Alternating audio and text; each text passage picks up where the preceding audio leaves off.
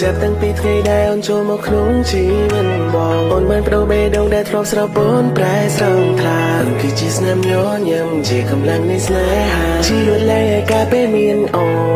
នបងមិនដឹងថាពេលនេះតទៅមកមានរឿងអ្វីដឹងត្រឹមថាបងនឹងនៅមើលថែស្រីតែម្នាក់គុណគ្រប់ពេលដែលអូនសប្បាយគ្រប់ពេលដែលអូនកាត់ទងបងនឹងនៅក្បែរអូន Hey, hey, here we go.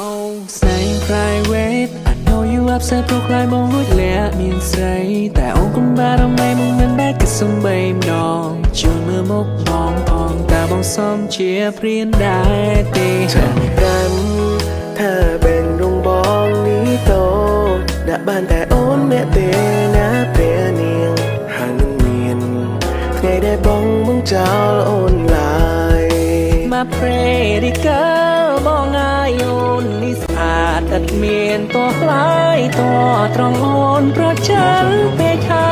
យអូនរកគ្រឿងបងនេះស្បាយណាស់ហើយចាំតែពីថ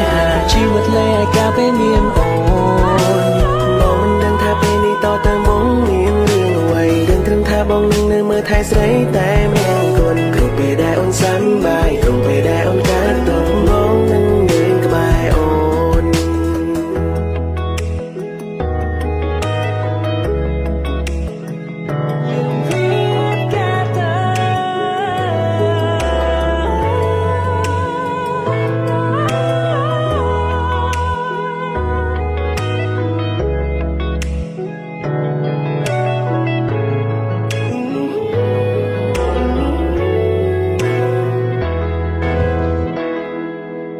ចាប់តាំងពីថ្ងៃដែលអូនចូលមកក្នុងជីវិតបងអូនបានបដូរបេះដូងដែលធ្លាប់ស្រពូនប្រែស្រង់ថ្លាអូនគឺជាស្នាមញញឹមជាកម្លាំងនៃស្នេហាជីវិតលែងឯកាពេលមានអូ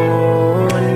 បងមិនដឹងថាពេលនេះតទៅមកមានរឿងអ្វីដឹងត្រឹមថាបងនឹងនៅមើលថែស្រីតែម្នាក់គុណគ្រប់ពេលដែលអូនសប្បាយគ្រប់ពេលដែលអូនកាត់ទងបងនឹងនៅក្បែរអូ